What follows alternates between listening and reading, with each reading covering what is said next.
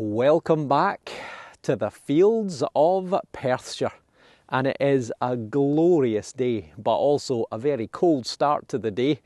It's only 8:15 in the morning and the puddles are frozen, so our first decent frost of the year, down to about -2 last night. It's slowly warming up now that the sun is out, so the woolly hat and the scarf might well be coming off later. I have to say a massive thank you for 34,500 subscribers and also 250,000 views so far this month, so that is fantastic. So welcome to all the new subscribers. It's a new permission, never been detected. This is one of the 5 or 6 fields that I just got a permission on last week. 2 of them have been spread with chicken manure and are now planted. However, the remaining fields are barley stubble, and it's looking pretty good. A lot of history around here.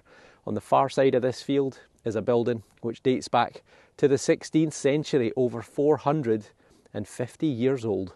So hopefully some good stuff to be found. Well, it's taken about 15 minutes to get my first diggable target, and this little hedge grove here on the immediate other side is a very, very old road, an old trackway. Still in use today. So I'm hoping that's where people dropped their silver coins as they were galloping up and down on their horses. 88, 89. Hopefully it's not where they dropped their Coca-Cola cans back in the 1500s. Is it out or is it in? No, it's out. There it is there. It's a thing. Hole number 1 is a thing. What is it? It's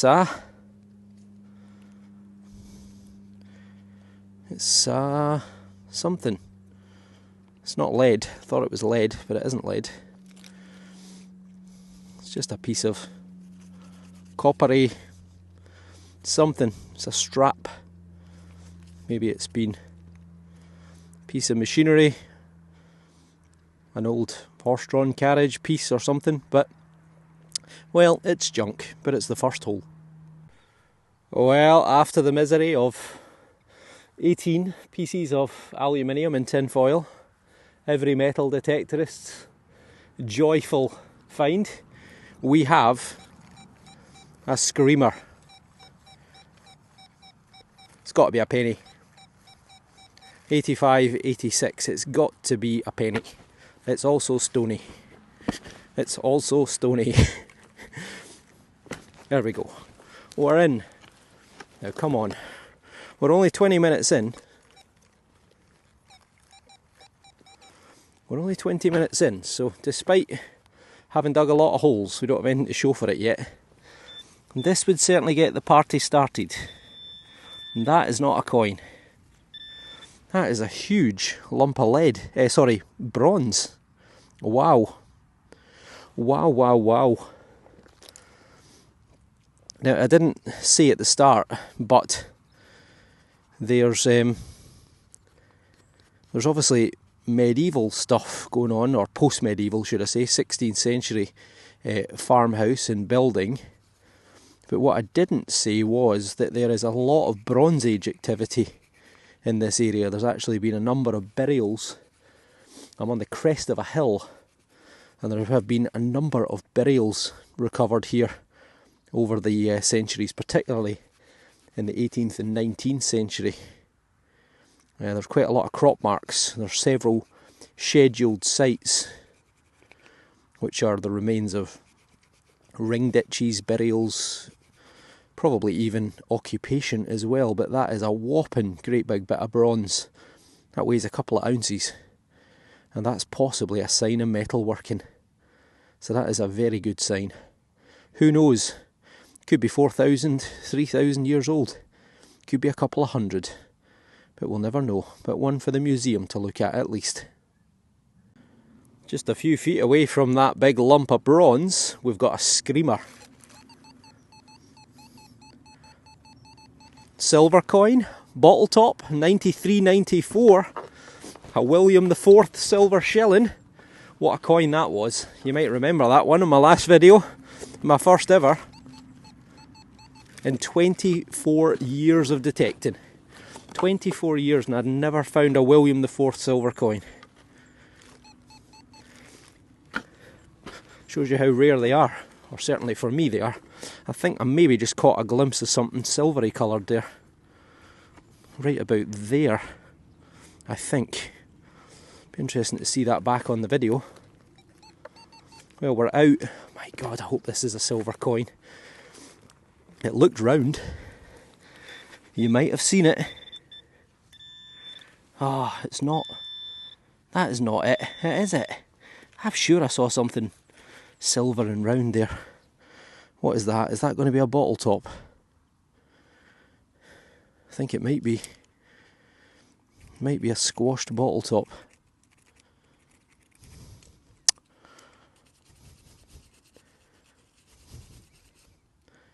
It is. And we don't even have any writing on it. What a nightmare. I was sure I saw a silver coin. Oh well. My eyes are deceiving me. Okay, we've got an 81, 82.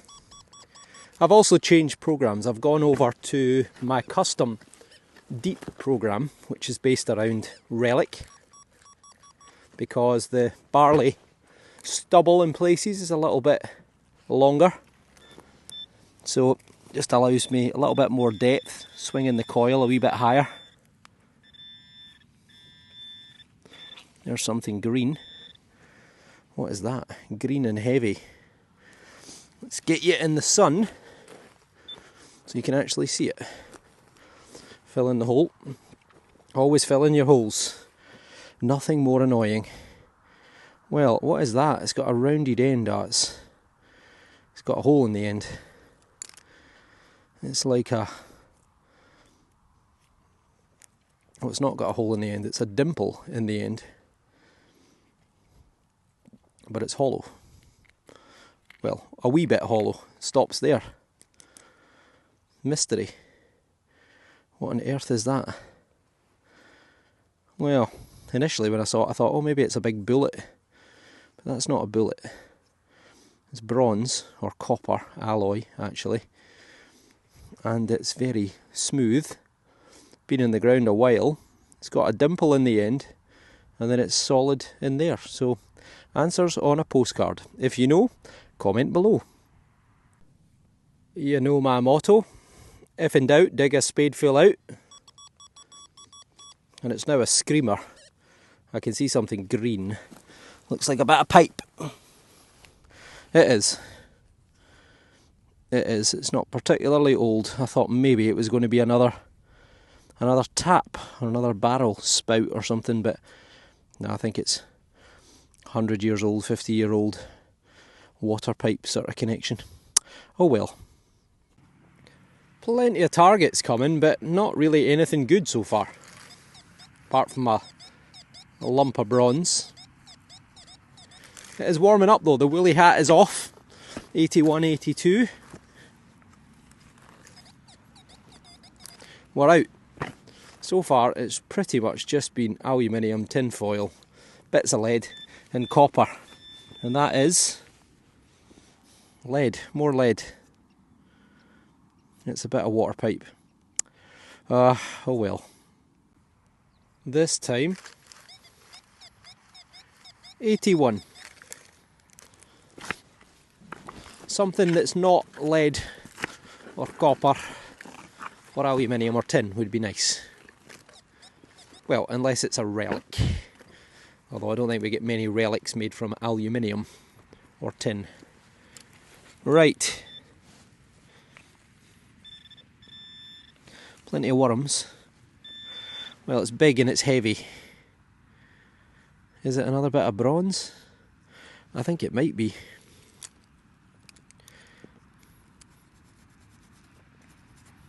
Yep. A big bit of bronze or copper alloy. Sorry, my belly's rumbling away in the background there. Don't know if the microphone will have picked that up or not. Should have had a bigger breakfast. Right, well it is. It's another great big bit of bronze or copper alloy. So again, another sign of metalworking. As I mentioned earlier, there is a lot of Bronze Age stuff going on around here, and in actual fact the fields on the other side of the road have produced Bronze Age axe heads and spears from 3,500 to 4,000 years ago. They were discovered during the 1850s by a farmer ploughing the fields. So fingers crossed. This one's an ear blower. 78.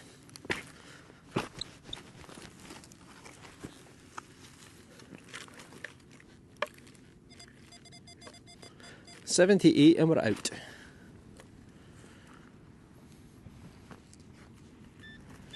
Come on, Garrett Carrot, give us the treasures.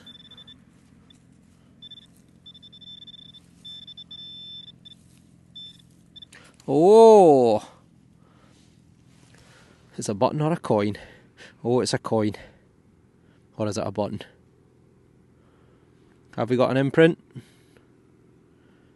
No. That's a coin. Oh, I tell you what, it's a George. That is George the Third. Old Potato Head himself. Right. It almost looks like a sixpence. But it should be silver. Right. Let me dry this out. I'm not going to wet it. And I'm going to get back to you in a wee second. But it's coin number 1. 2 hours. 2 hours and 5 minutes. Pete got one of these last week. Well, I say he got one of them. He got a real one. Because this, ladies and gents, is a forgery. This is a fake. Now, this would have been silver plated or tinned. And this is counterfeit money. So you can see George DG, George the Third, Brit Rex FD. You can see the date 1819. You can see his big potato head looking to the right hand side. So it's George the Third, just 1 year before his death in 1820. On the back's a coat of arms, which would include England, France. In fact, no, France wouldn't be there by this point. It'd be England, it'd be Ireland, it would be Scotland, and also there would be Hanover in there as well, because he was Elector of Hanover. It would say the Order of the Garter, French, around the outside. I'm not going to say it because I get it wrong every time, but it starts with Oni, H-O-N-I, which I'm probably pronouncing wrong as well. But this is really interesting. Pete's was solid silver. Well, I kind of wish mine was, but this is probably more interesting because this is a fake. Someone has deceived by making this. If you were quite a prominent counterfeiter, then the punishment could be hanging. A lot of counterfeiters were sentenced to prison for several years at a time, and many of them were sent to the colonies as their punishment, Australia, and also North America and the Caribbean. So to be a counterfeiter was a pretty heinous crime as far as the government were concerned. And a lot of the counterfeiters were blacksmiths, jewellers, watchmakers, clockmakers, because they had the skills to make the dies, and they also had the tools of the trade already. So a lot of people involved in counterfeiting were reasonably skilled people. But obviously it didn't take much effort to find out if there was a problem, because lots of forged coins would be circulating in the same area. And we've actually had quite a lot of fake Georgian George III coins in particular from this area. So there was someone clearly having a lucrative counterfeiting business in the fields of Perthshire. But that is a very nice find. This time 59. Great big hammered coin. Oh, come on.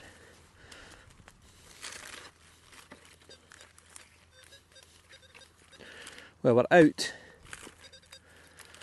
Although now it doesn't sound very good at all. Going as low as 34. It's going to be tinfoil, surely.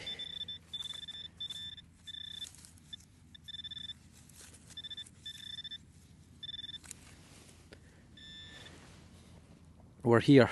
Oh, it's not, it's a button. It's a 4-holer, I think. We get the brush. You can see in this part of the field the soil is very, very wet. There's a bit of writing on there, but I'm not going to be able to decipher that, I don't think. Not massively old. 100 years, 50 years, something like that. 64.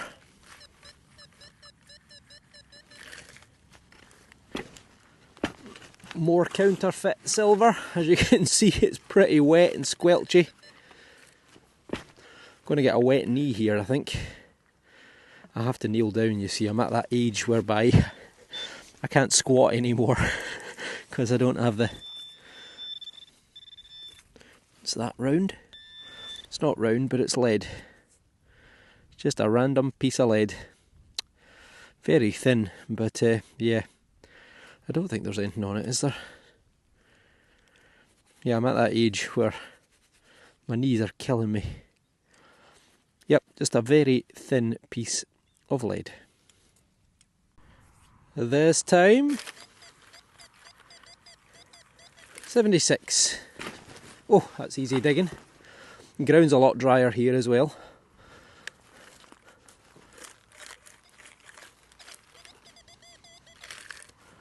I think we're out. One more. Oh, it's very sticky though. Right, we're out. 77.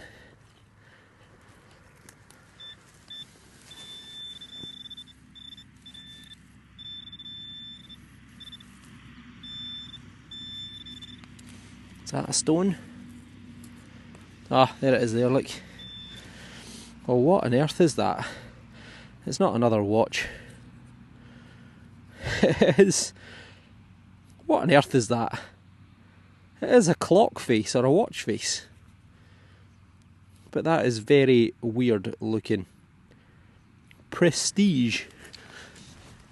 It looks modern, but it looks massive. Like a pocket watch. Right, we'll give it a wee rub up. I don't want to put water on it.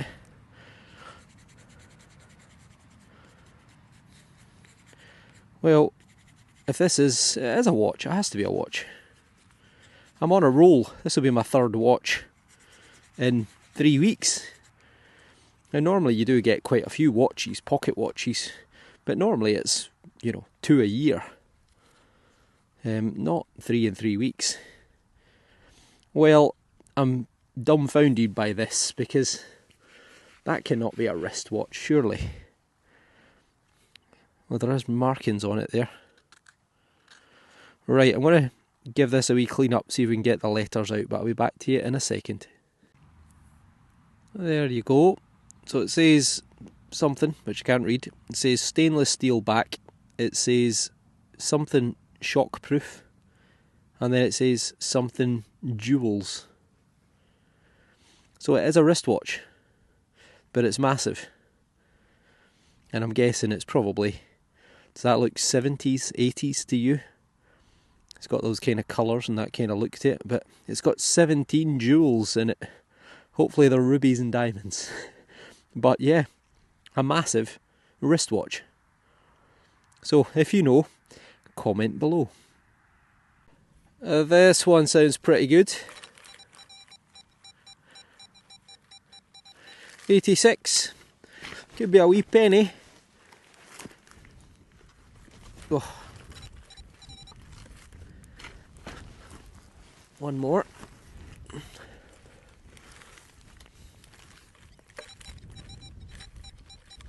We're out. Not sounding quite so good now.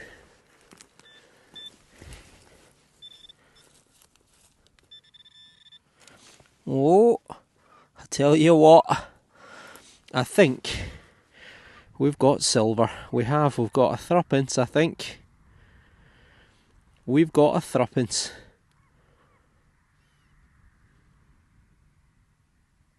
Looks a wee bit different. Oh, is there going to be an imprint?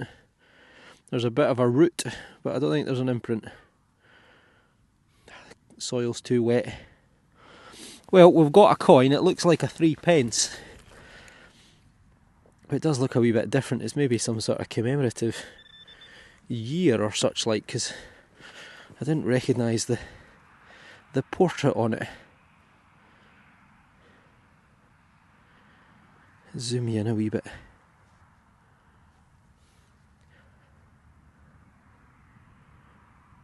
It looks like George V. But you normally don't get his whole body, you just get his head. So it's maybe, I don't know, a commemorative coin? The year of his coronation or something? Yeah, that's very different. George V, by the grace of God, King of the Britons, Defender of the Faith and Emperor of India. What have we got in the back?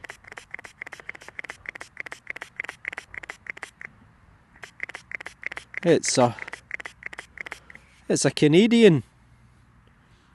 It's not even a penny. It's 5 cents. 1919, so the year of the end of the Great War, officially, with the signing of the Treaty of Versailles. Well, we got a William IV, which was a first. I've never had a Canadian 5 cents. Brilliant. Right, let me give this a wee dry up. I'll get right back to you. Well, yet another first for me. George V, 5 cents from Canada. 1919, so that's going to be well, it is pre-1920 now. At the time, we had, let me think, our silver coins were still 92.5% until 1920. I don't know if that was still the case in Canada or not, but it does look like it could be 92.5% silver. Canada was part of the UK, or part of, sorry, not the UK, part of the British Empire, that's the word I'm looking for, from around about 1760s for about 100 years, until I think the 1860s. You were largely, I think, previous to that, controlled by the French, but the French and the British Empire were at war through the 1700s, 1750s, the 7 Years' War, amongst others, and eventually the French ceded Canada to Great Britain, and then eventually, about 100 years later, Canada began to get its independence. But you had various different constitutional changes, and I'm sure, in fact, sometime in the 1980s is when you finally became completely constitutionalised, if that's a word. And you still retain the monarch as, I don't know if it's head of state, but certainly there's some involvement anyway. So there you are, 1919, maybe dropped by a soldier, because there were a lot of Canadian, Australian, French troops training in and around this area, so possibly been dropped by a soldier. But let me know in the comments below. My first ever Canadian coin. Fantastic. I'm going continental these days. Not long to go. 77. Got places to be. But I'm pretty happy with that. Lovely silver coin. Get off the spade.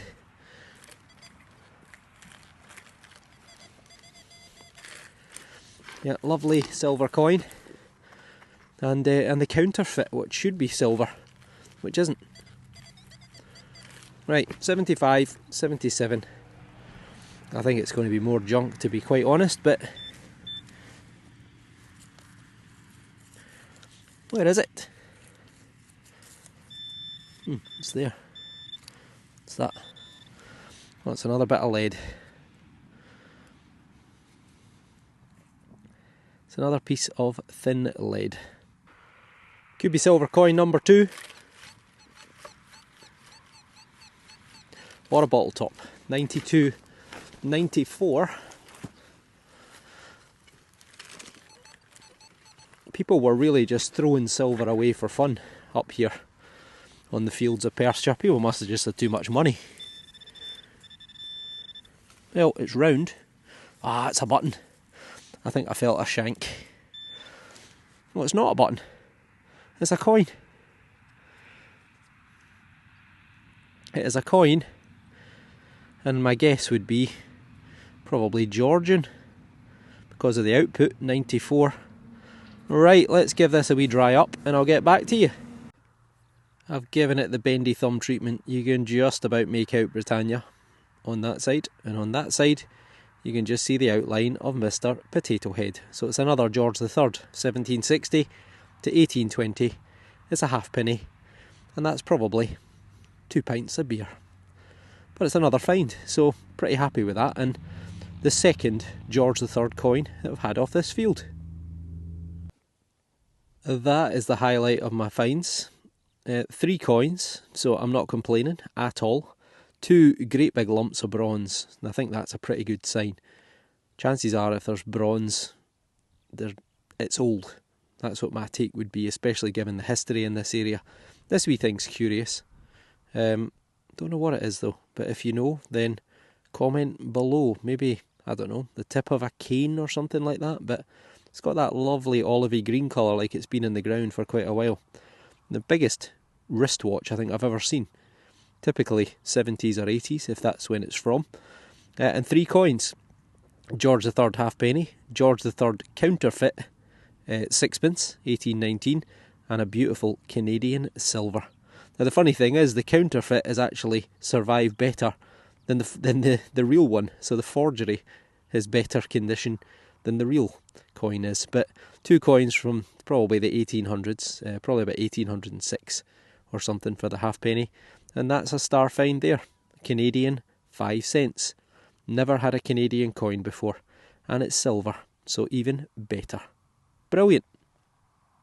I'm afraid I'm in a bit of a rush, so I have to kind of film this as I'm walking, because I've got 20 minutes before I get back to the car, and then I've got to get home, and I'm going out for lunch with my wife, and she is going to kill me if I'm late, and I've got to get a shower and such like as well. But so every minute counts. As ever, the best finds come right at the death, and you just don't want to stop. But that's a pretty good day. 3 coins, well, not even a day. I did about 3 hours and 15 minutes, and I got 3 coins. I got the 2 big lumps of bronze as well. So all in all, pretty productive day. I really like the counterfeit shilling, which kind of gives you a little bit more history. I wonder if the people who were producing them were ever caught. And also my first ever silver, in fact my first ever Canadian coin, never mind silver coin. So all in all, a pretty fantastic day. So thank you all for watching. If you're not already subscribed, then please hit that button. And also, if you'd like to learn a little bit more about Scotland's history, pop over to my other channel, which is Visit Scotland Tours. I've got just over 6,000 followers already, and there'll be lots and lots of 20-minute, half-hour and longer tours of places in Scotland. So thank you all for watching, and hopefully I'll see you all on the next dig.